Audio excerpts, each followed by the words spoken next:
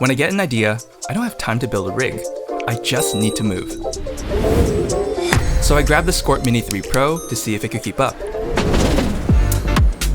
It's stronger than the last model with a much better payload. Being a 4-in-1 gimbal, it's super versatile, especially with its new features. The improved AI tracker locks onto your subject so you can stay mobile and aware of your surroundings. The built-in handle now detaches and turns into a remote, perfect for trickier setups. Even without the handle attached, the new smart indicator lights let you know the status of the gimbal at a glance.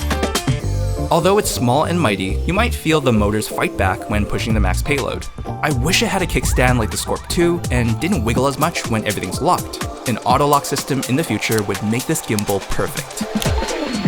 But creators don't need perfect gear, just ones that keep up with our creativity. And the Scorp Mini 3 Pro does just that.